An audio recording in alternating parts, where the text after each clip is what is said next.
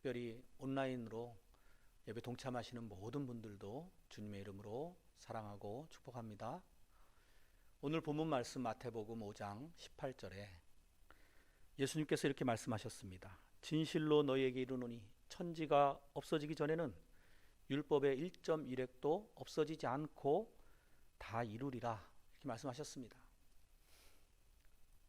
예수님이 당시에 율법이다라고 지칭할 때는 주로 구약 성경을 말했습니다.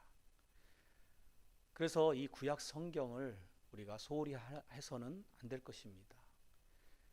신약 시대에도 여전히 구약 성경이 유효하고 또 의미가 있고 중요합니다. 어떤 사람은 이 구약은 버리고 신약만 믿어야 된다라고까지 주장하는 사람이 있어요. 또 구약의 하나님과 신약의 하나님은 동일하지 않다라는 관점을 피력하기도 합니다. 그러나 예수님께서는 분명하게 이렇게 선언하시고 구약을, 그 권위를 인정을 하셨고 또 구약 성경에서 자주 인용을 하시는 것도 봅니다. 그래서 우리는 신약뿐만 아니라 구약도 중요하게 여겨야겠고 전체적으로 맥락을 살피면서 성경 전체를 통독하는 것이 너무나 필요하고 중요한 유익이 있습니다. 그동안 그리고 우리가 단편적으로 설교를 통해서 들어왔던 그 단편적인 지식들을 이제 구슬이 서말이라도 꿰어야 보배라는 것처럼 이제는 하나로 이해하시고 큰 그림을 알자라는 이런 목표를 가지고 이 수요 성경 공부에 참여하시면 좋겠습니다. 특히 요즘은 코로나가 극심해져서 야외 활동도 제대로 못하는 그런 상황이 되지 않았습니까? 이러한 때에 우리는 이것을 오히려 우리 신앙 성장의 기회다라고 여기시고 성경 전체 창세기부터 계시록까지 한번 쭉 읽으시는 그런 시간으로 삼으시기 바랍니다. 저부터도 그것을 해야겠다라고 마음을 먹었지만 바쁜 일들이 있다 보면은 미루고 미루다가 또 하루를 지나치게 되기도 합니다. 그래서 참 쉽지 않다라는 것을 느끼면서도 또 꾸준히 하면은 분명한 유익이 있겠구나라는 생각과 그리고 하나님의 말씀이기 때문에 이것이 나를 살리고 또 영적인 놀라운 그런 능력으로 발휘될 것이다. 그래서 내가 더 성숙해지고 신앙 인격이 온전해지고 하나님의 사람답게 큰 그러한 유익이 있을 것이다 라는 기대감을 가지고 읽고 있습니다. 그리고 또 제가 여러분들에게 공약을 내세웠지 않습니까? 모범을 보이겠다고 하고 유튜브로 이 성경을 읽어서 올리고 있는데요. 그러다 보니까 제가 안 하면은 여러분들이 너무나 잘 아실 것이다 라는 그런 부담감으로 이것이 하나의 또 저를 이끌어주는 그런 장치가 되어가지고 제가 열심히 하게 되는 것 같습니다. 여러분들도 주변 사람들에게 한번 공약을 내거십시오. 내가 성경 통독을 못할 시에는 뭐 맛있는 것을 사주겠다라든지 이러한 것들이 여러분들에게 배수의 진이 돼가지고 여러분들이 더 열심히 성경 통독을 하시고 또 이 하나님의 말씀을 알아가는 그러한 과정에 도움이 될 줄로 믿습니다. 그런데 우리가 참 이렇게 유익하다라는 것을 알면서도 성경 통독을 중도에 포기해버리는 이유가 무엇일까를 생각해 보았습니다. 아마도 성경 내용이 딱딱하기 때문에 재미가 없다고 느낀다든지 또 잘 이해가 되지 않는 부분들이 많이 있어서가 아닌가 싶습니다. 우리와는 다른 그런 역사적인 배경과 전통 그리고 지리와 배경도 알아야 되죠.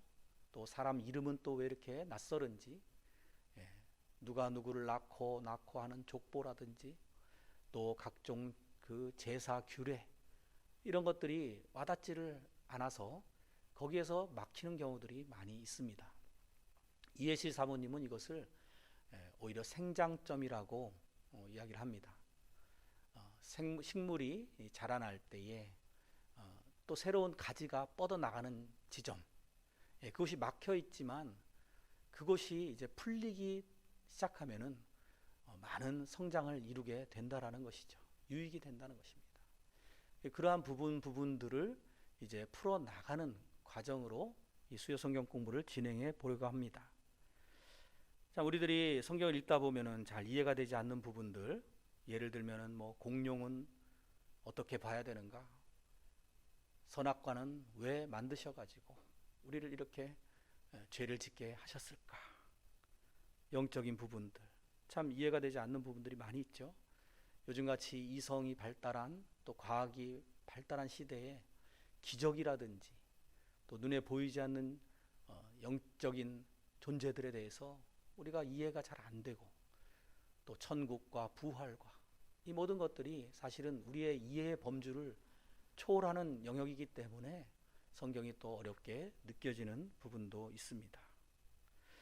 또 우리말로 쓰여진 것이 아니죠. 원래 성경은 히브리어, 구약은 히브리어, 신약은 헬라어로 쓰여졌기 때문에 이 성경 원어를 우리말로 번역하는 게 100% 완벽하지를 못합니다. 그래서 설교자들이 원어를 얘기하고 그렇게 설명을 하지 않습니까? 바로 이러한 문제점들이 여러 가지가 있습니다. 이런 것들을 이제 잘 풀어 가시면서 우리가 성경 전체를 조망하고 성경을 통독하자라는 목표를 가지고 한번 힘차게 나아갑시다. 지난 시간에는 우리가 성경을 어떤 자세로 읽어야 하는지 살펴봤습니다. 먼저 이 성경은 일반 책과는 다른 하나님의 말씀이다라는 것을 먼저 전제 조건으로 우리가 분명하게 새기시고, 하나님의 말씀을 대할 때 우리 자세 어떠해야 되겠습니까? 당연히 겸손해야겠죠. 하나님의 우리에게 주시는 말씀을 듣고자 하는 그러한 갈망과 기대가, 그리고 또 때로는 우리를 바르게 하려고 하는 하나님의 경책, 그러한 부분들도 있다라는 것을 생각하면서 성경 말씀이 또 제대로 설명해 주지 않는 부분을 우리가 억지로 우리의 이성으로 그것을 해석하려고 하지도 말고, 말씀이 인도하시는 데까지 가고, 또 성령께서 깨닫게 하지 않으실 때는 우리가 멈출 수 있는 그런 순종적인 자세도 중요하다고 생각합니다. 또 지난 시간에 우리가 5가지 성경 읽는 방법을 배웠죠. 읽기, 듣기, 또 묵상하기, 연구하기, 암송하기, 이런 것들을 살펴보았습니다. 한 예로 일제강점기 때 안이숙이라고 하는 유명한 기독교 여인이 있습니다. 이분이 그 일제의 탄압과 그런 것에 신사참배를 하지 않고 독립운동에 가담했다라는 그런 이유로 탄압을 받을 때에 어떻게 하면은 이 환란의 때를 내가 슬기롭게 믿음을 잘 지켜낼 수 있을까 하고 생각하던 중에, 먼저는 감옥에 갇히면 제대로 먹지를 못해서 힘들 것이니까 금식 훈련을 통해서 금식 기도하고 하나님께 영적으로 충만함을 공급받고 하는 이러한 훈련들을 통해서 그것을 대비했고, 또 다른 하나는 성경을 암송해서 성경을 읽지 못하는 그런 환경이 올 때에도 내가 영적인 충만함을 공급받아야겠다, 이런 생각을 했다는 것입니다. 그 결과로 육체적인 고통과 영적인 기근의 때를 잘 이겨낼 수 있었다라는 놀라운 간증을 들었습니다.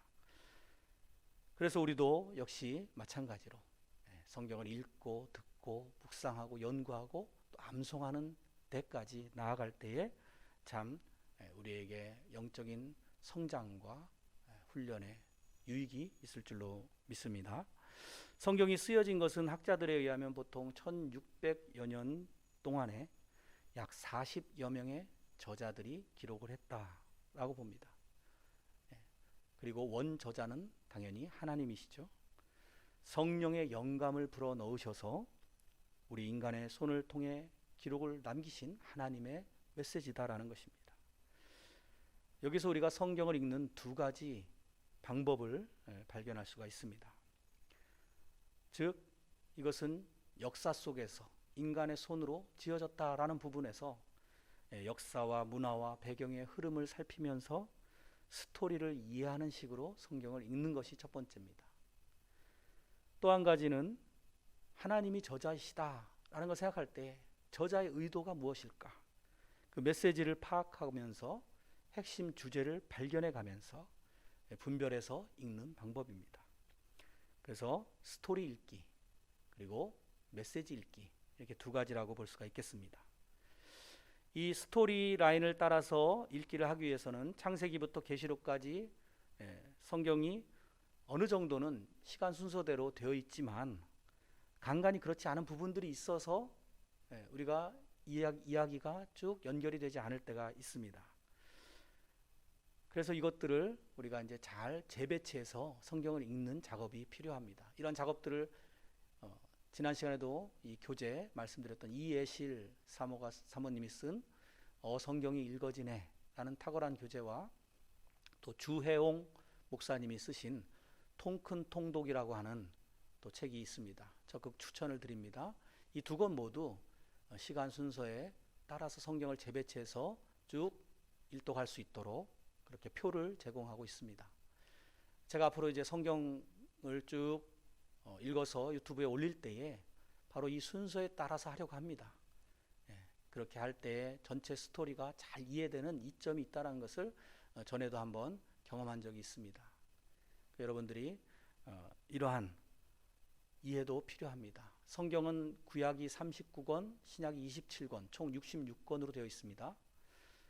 그런데 그것이 대략적으로 이렇게 순서상으로 되어 있지만 때로는 그 순서와는 맞지 않는, 예를 들면 뭐 레위기 같은 경우, 또 신명기, 그리고 시편이나 잠언, 욥기, 전도서 이런 것들, 룻기, 여러 가지 것들이 꼭 시간 순서에 맞게 되어 있지는 않다는 것을 알 수가 있습니다.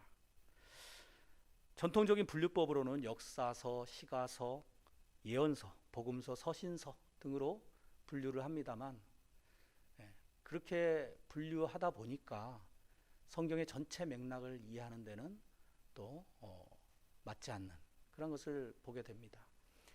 그래서 이런 것은 참고를 하시고 어떤 성격이라든지 성경이 좀 더 연구하는 데는 필요하지만 지금 하려고 하는 이 성경 전체를 쭉 스토리로 읽고 메시지로 읽는 데에는 이것을 좀 이제 넘어서는 그러한 방법으로 가야 되겠습니다.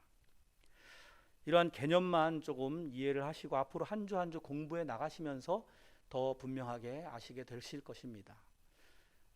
그런데 조금 미리 예습을 하고 싶으시다 하시는 분들은 아까 말씀드렸던 두 가지 그 책을 중점으로 해서 미리 좀 공부해 오시는 것도 좋겠습니다만 너무 조급해하지 마시고 우리가 차근차근 정말 천국 갈 때까지 계속 하나님 말씀을 가까이 하는 것이 중요하다는 생각을 해주시기 바랍니다.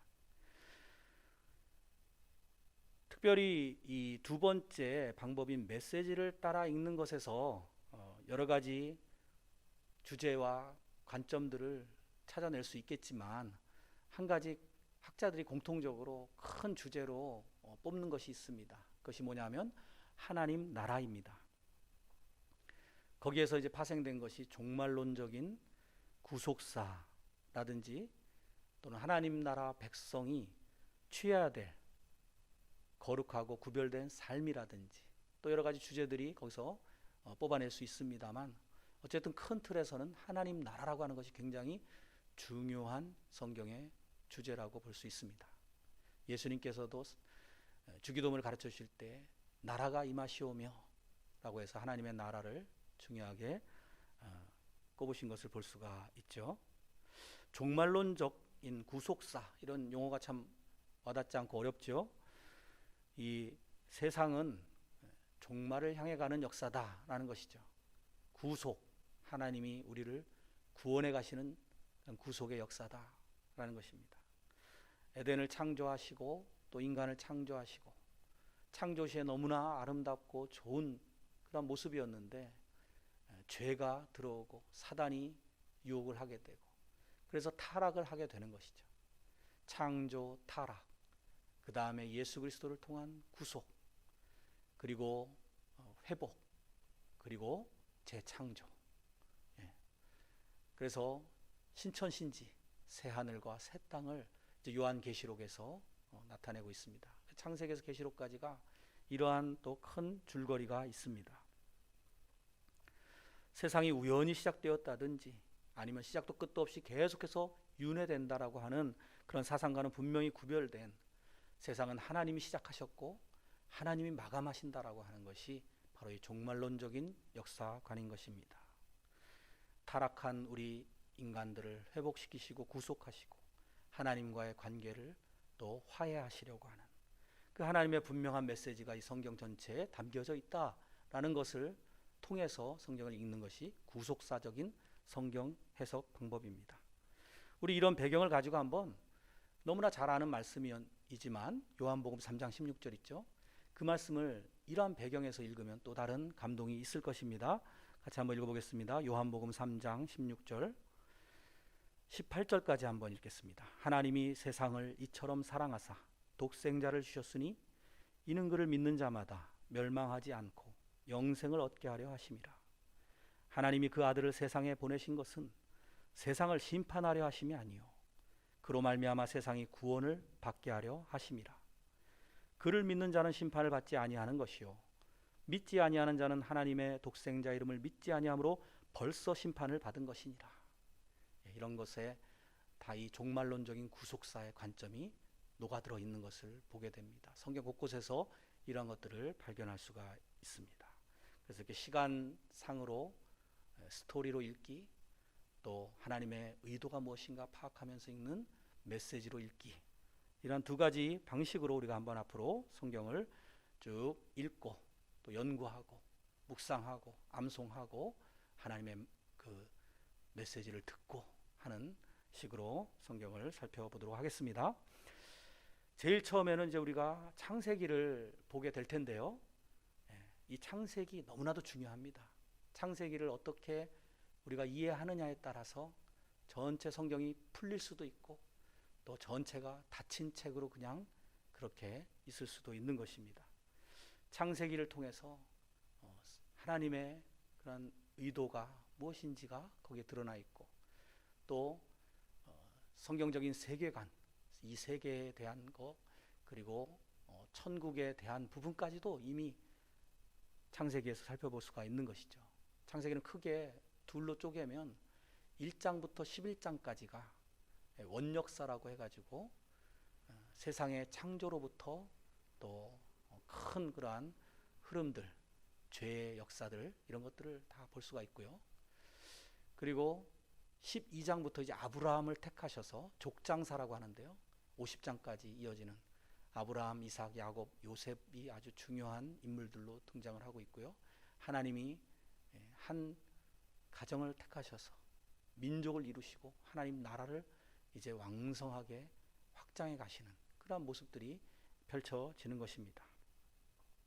그래서 이 창세기 안에 이미 모든 것들의 근원과 시초가 나오기 때문에 이것을 우리가 잘 살펴보는 것이 중요하다는 것이죠.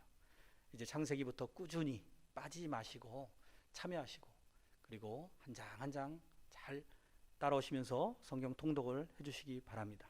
저는 이제 창세기 30장까지 읽었습니다.